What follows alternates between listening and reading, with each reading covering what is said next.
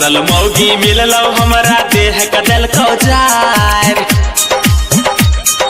फसल मौगी मिललो हमरा देह कदल कौजार निको बात कहै छी दै छौ कोनो बात कहै छी दै छौ काटल काटल गार के गे महमी गे दलही जीते जिंदगी मार किया महमी गे हम त पीटै छी कपार हे गे महमी गे भने रहतौ हम कुमार सुन महमी गे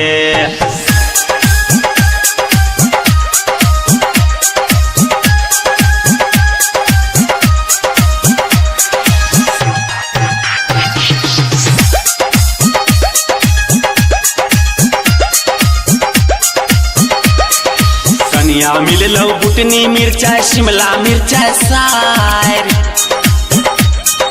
कनिया मिललो बुटनी मिर्चा शिमला मिर्चा सार एक मन होइया फायर के एकरा एक मन होइया फायर के एकरा रौदा में लायर हे गे महमी गे एकर भूत देबो झायर सुन गे महमी गे देबो देह के तार एकरा महमी गे एकर चरसा देबो फायर हे गे महमी गे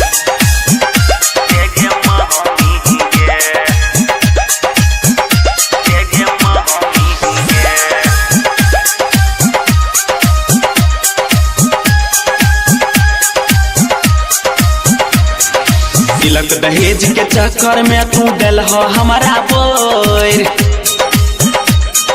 तिलक दहेज के चक्कर में तू दिल हो हमारा बोर अब नहीं सहब दोसर करब अब नहीं सहब दोसर करब देब एकरा छोड़ हे हो बाऊ हो कहियो मूरी देब तोर एकर बाऊ हो नहीं ते नहिरा दह भेज एकरा बाऊ हो दोसर ले लियो लड़की खोज हे हो बाऊ हो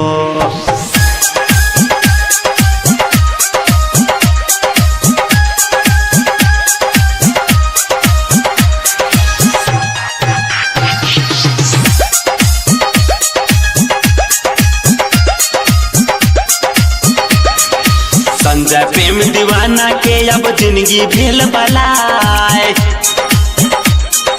संजय प्रेम दीवाना के अब जिंदगी भेल बलाय केकरा कहबै के पतियेतै केकरा कहबै के पतियेतै कनिया बरहर जाय हे हो बाऊ हो कहने करियो कोन उपाय एकर महमी गे दल का सगरो नाम हंसाई हे हो बाऊ हो करियो कते हम बड़ाई एकर महमी गे।